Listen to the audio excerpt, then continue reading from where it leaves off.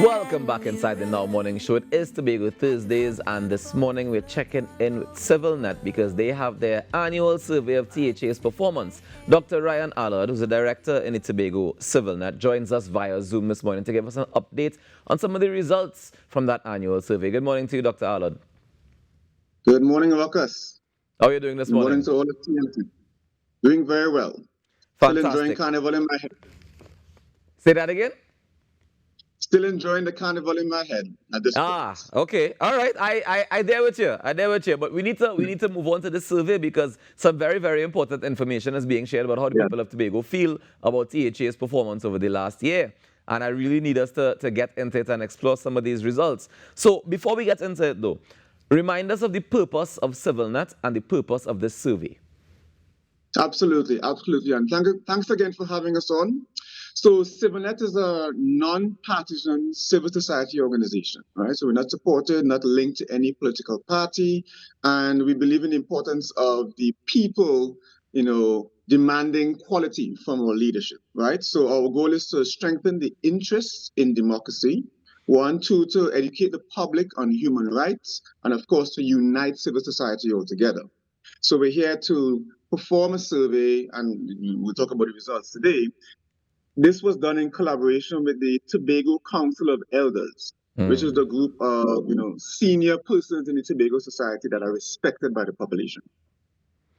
Fantastic. So tell me now, in in giving out these surveys and getting people to respond, what was the let's start with how many people responded to the survey. Do we have that number?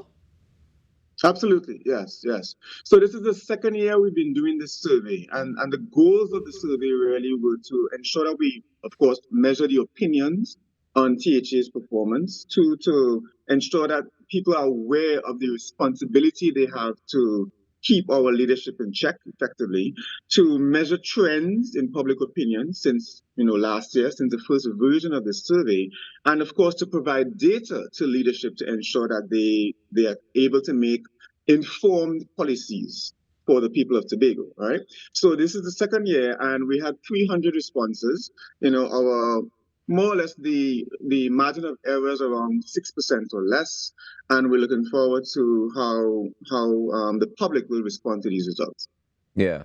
Now, before we get into the actual results, are you happy with the number of people who responded and think that it's a fair in terms of demographics of different people across the island? Do you think that it's a fair number that we get a proper assessment of how people feel? Well, Ruckus, to be honest, last year, as I said, was the first survey, and we had challenges in getting some of the younger members of the adult population to respond, right? Yeah. So the 18 to 29-year-old group. So that group was underrepresented at the last time. And this is an online survey, so we would have expected them to be the first to respond to the Facebook poll, whatever it is. Unfortunately, they were underrepresented based on the distribution of ages in the real population. So what we had to do this year, learning from that, is to do a special targeted ad just for persons in that age group. And we did see an increase in response from that age group as a result. But to be honest, we still had a large number of responses from the 30 to 49-year-old age group. So the persons who I suppose are more interested in politics, more interested in governance. And we tend to have a lot of representation also from the older age groups. But in terms of geographic region of Tobago, we got all districts, now we have 15 districts, all districts were represented. Maybe not in the same ratios of the actual population, but at least we got the voices heard of everyone. And we also did some paper surveys this year where we got persons who may not be as tech savvy, who may not want to do an online survey. They were, engaged on the street across all districts also to ensure that we got their voice in the final results. Fantastic. So what do the results look like? I would prefer to have had more responses in general, but I think we could work with what we have. All right, let's look with the responses that we did get. What were some of the things that you would say stood out to you or that we should definitely highlight? Right. Well, I would say, unfortunately, it's a work in progress in terms of performance of the THA and of Tobago more broadly, right? So there was a lot of negative response. We had, something like if the question was, what is your overall rating of the THA, overall rating of Tobago? What would you rate it? and the responses were on the range from very poor all the way up to excellent. There were about 7 levels. And unfortunately, 34% of the responses were positive, which is not a lot, but 46% were negative. And a large number of averages in the middle there was also represented. So unfortunately, there's a larger number of persons rating the TH as negative performance compared to positive performance. However, there was an increase, an improvement compared to last year, right? So we saw an increase in the number of persons rating the TH as positive and a decrease in the number rating the TH as negative since last year. So there were some positives, but still overwhelmingly a negative rating based on the performance of the TH and based on what people feel, people who responded to the survey. And again, this wasn't targeted to any particular political support or anything. This was an open survey for the public. It was advertised on the media. So the responses are what we're measuring here. And the responses, unfortunately, show that there's a lot of work to be done in Tobago still. Very, very interesting. Because you're saying that there was an increase in the amount of positive responses based on between last year and this year. However, it's still overwhelmingly more negative than positive. Yes, so there's a metric that's used in surveys of this type where you look at the total number of positive ratings for a particular question, and you subtract from that the total number of negative ratings. So let's say a net positive score, let's say, right? And when you do that, it's unfortunately negative, I think negative 12% for that rating, meaning that there's a net negative rating for the overall rating of Tobago or THA's performance. So now, tell me, tell me, Dr. Allard, what were some of the things that people saying that they are not pleased with when it comes to the performance of the THA? Was there room for that, for them to put the details of what they don't like? Tell us a little bit more about that. Absolutely, yeah. Because we had an open-end question at the end of the survey where you can write whatever comment you wanted, and we were able to analyze those results. About a third of all respondents actually put in responses here. And when you look at the topics covered, it includes things like, the need for better oversight of the THA, right? So people feel that the THA's leadership needed to ensure that they were working for the people and the people wanted to be involved in it because people felt that they were not aware of what's happening. So for instance, one question asked, are you aware of the policies and procedures and projects of the THA? And the vast majority said not really. A third of people said they had no awareness at all, and many others percentages said, we're not very aware, not familiar, etc. So communication clearly came out as a major issue there, and that was discussed by many comments. We had a lot of people talking about the lack of jobs in Tobago and the lack of security in those jobs, right? So many people have short-term contracts. These could be senior persons with years of experience, yet they don't have the confidence that their job will be there for them in 1 or 2 years. So that's a challenge that many people mentioned. There was a discussion of vindictiveness in the THA. That has been an issue going on for years, even with the previous administration. That was brought up again by many of the comments. We had a lot of challenges of the functioning of the public system, of the public services. And even to this day, even though there have been some improvements, we're seeing a lot of challenge, a lot of criticism of the quality of those services. We're seeing challenges about, youth employment and how youth can advance themselves here in Tobago. So there's a lot of that.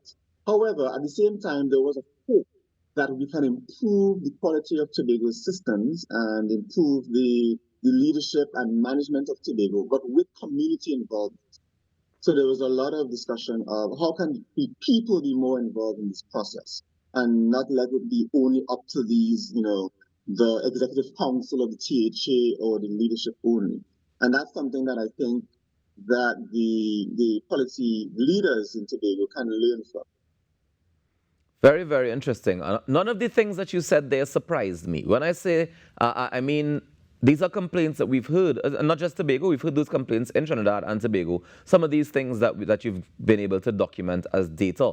So now that we have it documented as data, that we can say this is the actual feedback from the people, the citizens, people who are voting, the people who want to be governed properly, the people who want to see better for their country. Now that we have that data, what is the next step that happens with that data?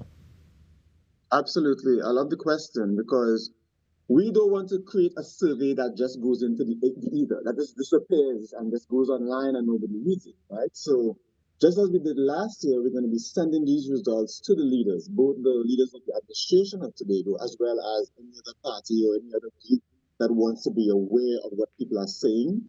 And of course, we'll be discussing these results as much as we can on media platforms like yourself. So again, we're very happy to be invited here. And we think that it's important also for the public to understand what these results mean, right? Because many people, it's default to criticize our governance, criticize the challenges that we have in Tobago, and as you said, in Trinidad and Tobago. But what we see in these results is that there's an opportunity for people to be aware of what others think, the wide spectrum of perceptions, right? And to discuss ways that we can all move forward. And I think when we continue to do these kinds of surveys, we'll have less of the party tribalism that we've been seeing in TNT for a long time. Now, overall, it wasn't all negative, right? So we did see, for instance, a slight positive net score for one division, that's the division of food security, natural resources, and the environment. Mm-hmm. Generally, quite a few of the other divisions had a net negative score, unfortunately, but that one did come on positive. Very slight positive, but positive nonetheless. And we also saw a net positive score for the minority bench in Tobago, which is interesting. So overall, I think it gives a lot of information, a lot of data that all groups in Tobago that are looking to really lead the people, help us out of our challenges, can learn from. Tell me something. What was the question asked about the minority bench and their performance to be able to assess the positive response? Right. You said there was a net positive for the minority bench, yeah? Yeah, about a 4% net positive. The question was, how do you rate the overall performance of the minority bench over the last year? Okay. Right. So again, all the way to excellent, all the way down to very poor, and a few unsures. Right. So overall, and to be honest, for almost all questions, there was a large chunk of average, right? But when you net all the positives and all the negative ratings for this particular question, it was slightly positive. Nice. Well, we look forward to seeing how this data is going to be used going forward. I'm really, really hoping that the various administrations can take the information and utilize it in the most positive way going forward to be able to make whatever necessary changes that they can. Were there any other positive things that stood out that we can say, yes, that's been working and we can continue to do that? There was an improvement in the response to emergency issues compared to last year.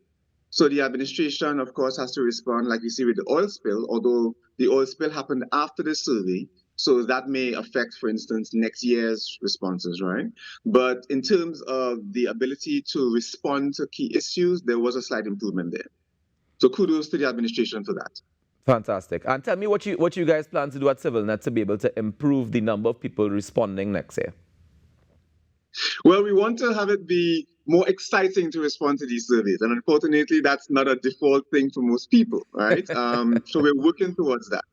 And maybe we could engage TTT some more and you guys on the show to make it more exciting for especially the younger folks, because they're the ones that I think need to be involved in this clearly more. And they're certainly underrepresented, right? So the more we can do to have them realize how valuable this is for their own challenges. Like we see in the survey, youth employment is quite challenged, right? So people talk about that.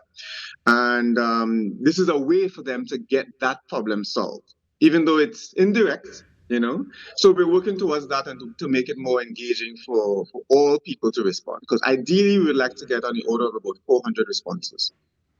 400 is the aim for next year? That's the target. We're going to get there. All right.